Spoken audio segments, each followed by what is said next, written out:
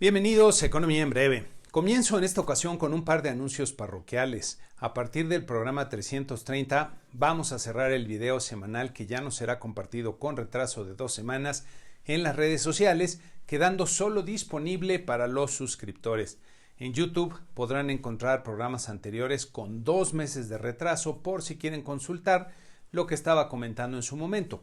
Buscaré compartir gratis otro tipo de videos en el canal como estos que están viendo que he estado subiendo recientemente y puedes encontrar en la descripción de YouTube del presente video. Y agradezco de verdad a todos mis suscriptores que ya contribuyen con las diferentes modalidades de suscripción. Si tú ves regularmente mi video semanal, te agradecería, por cierto, que me pongas algún comentario, ya sea en un correo electrónico o directamente en YouTube, sobre lo que te parece más valioso del programa, ya que con ello me ayudarás mucho a mejorarlo. Ahora, para variar, les voy a contar, para empezar, un chiste que contiene una reflexión importante. Un papá de uno de esos grupos que le dan gran importancia al dinero decide enseñarle una lección importante a sus 2 hijos jóvenes.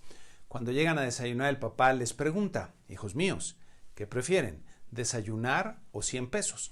Como los jóvenes le daban mucha importancia al dinero, sin pensarlo le responden: los 100 pesos, papá. Y el papá les da 100 pesos a cada uno.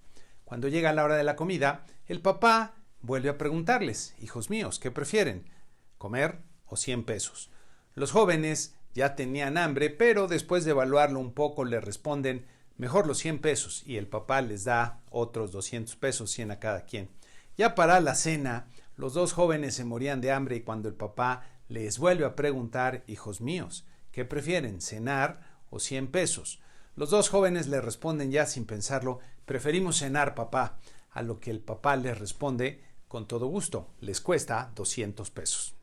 Hay lecciones que se desprenden de este chiste, comenzando por lo relativo que puede ser el valor del dinero dependiendo de para qué lo quiere uno, hasta del poder que se tiene cuando en una negociación, cuando conocemos bien las debilidades que tiene nuestra contraparte y muchas otras. En fin, vale la pena pensarle un rato para extraer varias reflexiones útiles de esto. Ahora sí, pasando al tema más relevante de la semana, que diría fueron las cifras del Consejo Nacional de Evaluación de la Política de Desarrollo Social, el Coneval, que dio a conocer las cifras de su ejercicio bianual de medición de la pobreza en el país, que vale la pena comentar en sus principales resultados.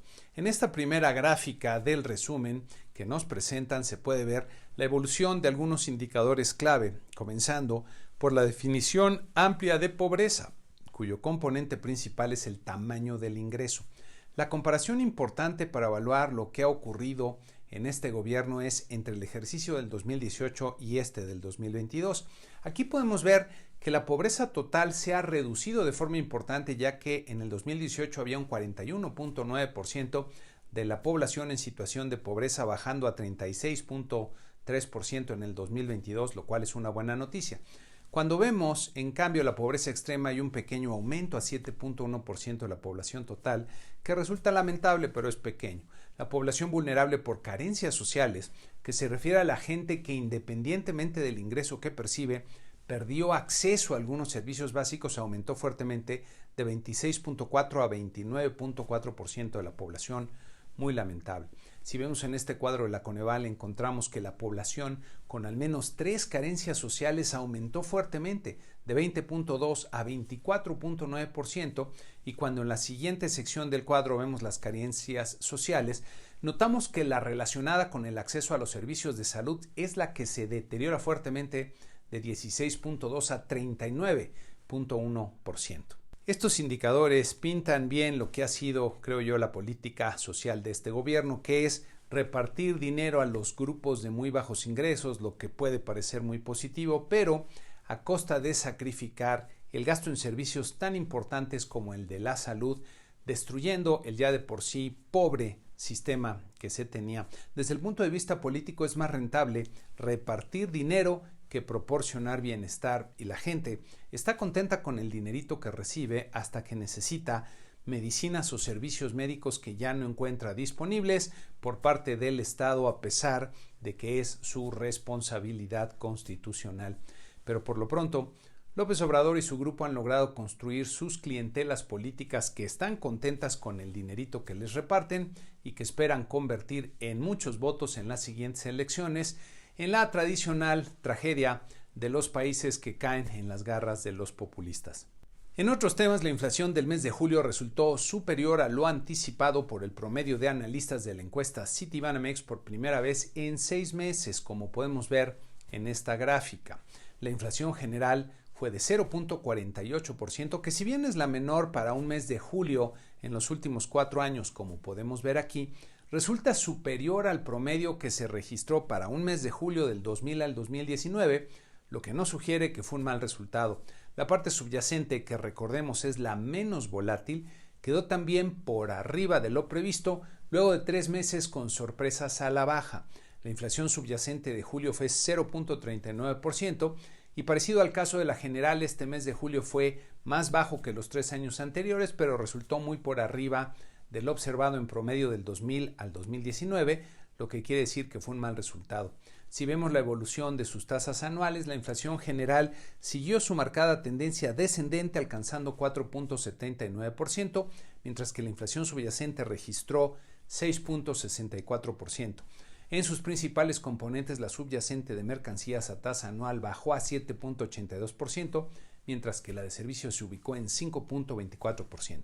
Por otro lado, la producción industrial registró un fuerte crecimiento de 0.6% real mensual en junio, regresando a niveles como los que tenía previos al inicio del sexenio, como pueden ver en esta gráfica. Los datos de junio me parece que contienen buenas noticias, algunas demasiado buenas para ser creíbles, así como noticias no tan buenas. Del lado positivo, la industria de la construcción repuntó 2.2% en junio y como pueden ver en esta gráfica, hay un cambio notable en su comportamiento que se explica en su mayor parte por el repunte extraordinario en el renglón de obras de ingeniería civil que pueden ver en esta gráfica, con un crecimiento estratosférico de 8.1% en junio, aunado al de mayo, que nos muestra ya un crecimiento acumulado de 30% en 2 meses, lo que resulta fuera de toda proporción observada anteriormente en esta serie, o como lo comentaba cuando salieron los datos de mayo, no hace sentido con los montos que implicarían y que no se ven por el lado de las finanzas públicas. Si lo que estamos viendo se explica por la aceleración de las obras insignia del gobierno, entonces esto es, como decimos en México, una llamarada de petate, es decir, que será transitorio y viene una fuerte contracción más adelante. Otra explicación sería que las cifras estén recogiendo varias anomalías en los procesos de reporte, como podría ser introducir de golpe lo que se había venido construyendo pero no reportando. Ya veremos en los próximos meses la evolución de este mismo sector para ver cuál es la explicación. Otro componente de la construcción es la edificación, que se refiere a vivienda, espacios de oficinas o centros comerciales. Como ven aquí en la gráfica, este renglón creció un sólido 0.9% en junio, pero sigue sin lograr romper la tendencia lateral de estancamiento que ha mostrado desde el 2021. El componente más importante de la industria es el de las manufacturas, que crecieron 0.2% en junio y, como vemos en la gráfica, siguen dentro de una tendencia lateral de estancamiento ya casi por un año. Al interior de las manufacturas, las de maquinaria y equipos se contrajeron 0.2% en junio y todavía dentro de una tendencia ascendente, pero con fuertes bandazos, como ven aquí. Otro componente de las manufacturas que ha estado muy dinámico es el de equipo de transporte, que en junio presenta un tropiezo importante, pero seguramente temporal. La minería, que incluye la extracción de petróleo como principal componente, no creció nada en junio, como pueden ver aquí. En otro tema, Banco de México mantuvo sin cambio su tasa de interés de referencia monetaria en 11.25%, tal como se esperaba en los mercados. En su comunicado, no hubo sorpresas relevantes y mantienen la percepción de que la inflación se mantiene sesgada al alza respecto a la trayectoria prevista. Los pronósticos de Banjico se ajustan de forma bastante marginal, como pueden ver en este cuadro, aunque en caso de la inflación subyacente el ajuste es un poquito al alza. Reiteran que la Junta considera que será necesario mantener la tasa de referencia en su nivel actual durante un periodo prolongado. En esta siguiente gráfica puede verse que el compás de espera en la tasa de interés de Banjico se apareja con por lo menos un par de aumentos en la tasa de interés de la Reserva Federal, mientras que la inflación subyacente viene descendiendo a un ritmo, diría, relativamente lento.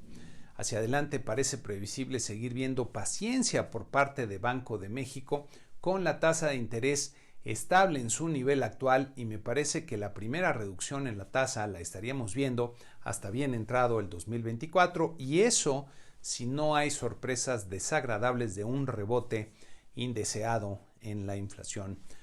Por otro lado, los mercados accionarios en la semana registraron comportamientos variados, como vemos aquí en nuestro cuadro, con el promedio de los 10 mercados que seguimos perdiendo 0.3%.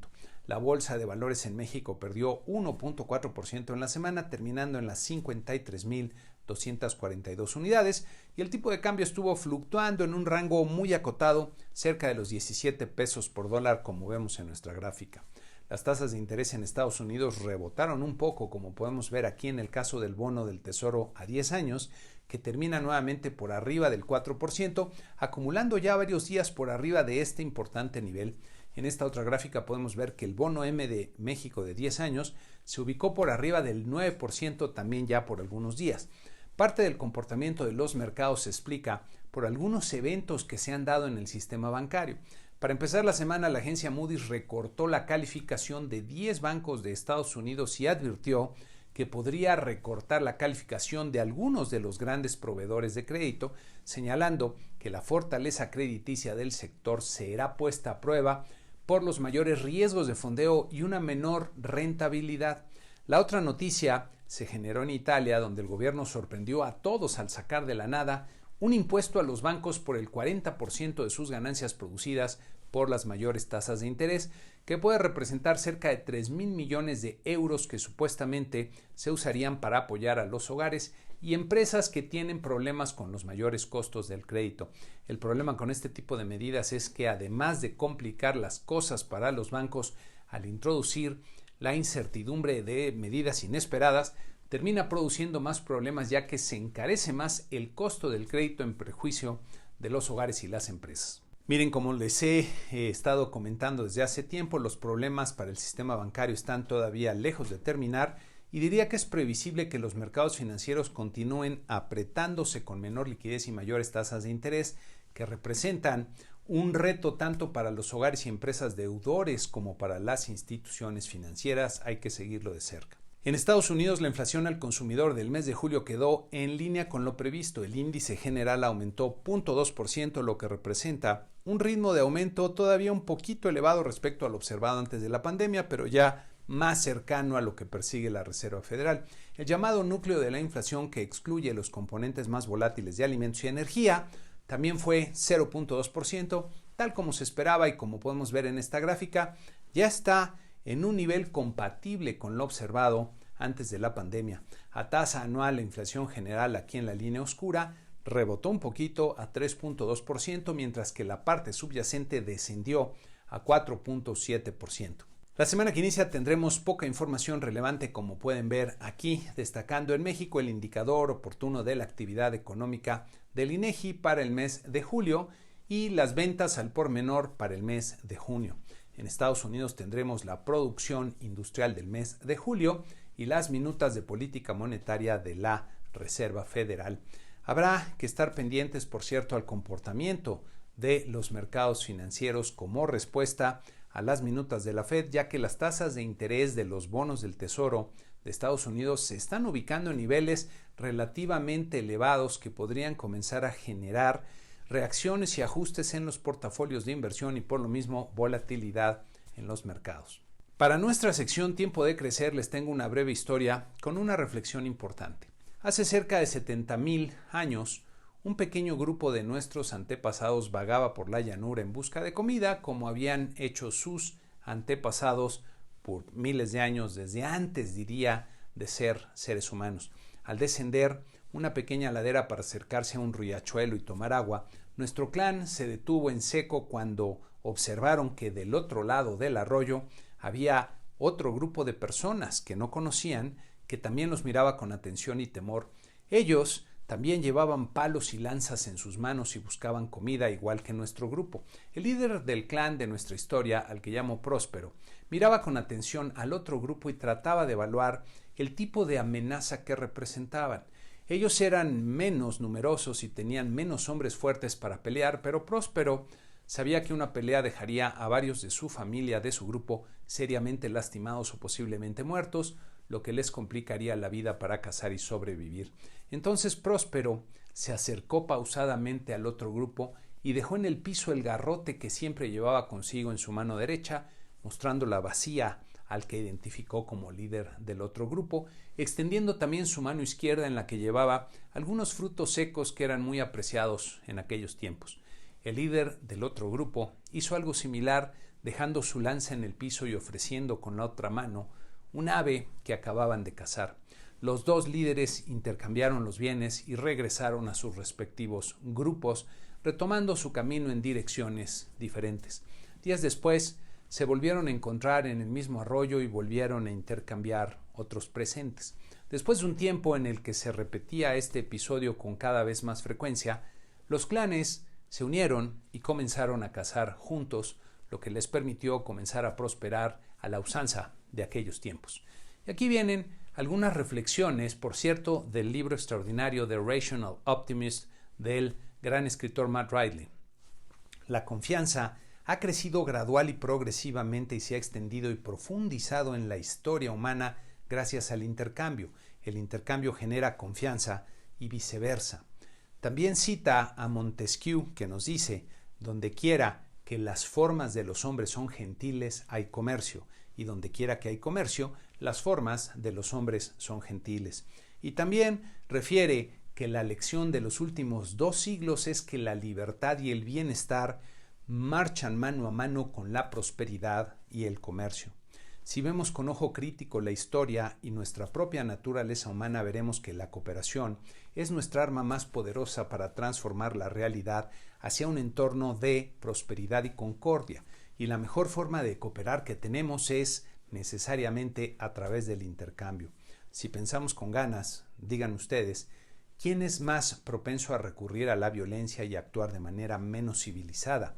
Aquella persona que ve a los demás como posibles amenazas, partes de otros grupos que vienen por sus posesiones, o aquellos que ven a los demás como posibles clientes con los que podrán intercambiar algo y estar ambos mejor con el intercambio. Si usamos la razón, no es difícil ver la respuesta correcta, pero si somos víctimas de las emociones, especialmente agitados por los líderes que se encargan de separar, de profundizar las diferencias y la naturaleza malévola de los demás, entonces es más fácil recurrir a todo tipo de comportamientos que terminan destruyendo la confianza, el intercambio y la prosperidad. Ahora bien, desde luego que en la historia ha habido líderes y grupos que utilizan el poder y la violencia para conseguir sus objetivos, contra los que frecuentemente en la historia hay que combatir, no queda otra. Hitler y sus nazis no estaban dispuestos al intercambio y buscaron imponerse por la fuerza y con toda la violencia necesaria. Pero si vemos en la historia, ese tipo de estrategias y comportamientos terminan destruyendo las sociedades que supuestamente pretendían mejorar.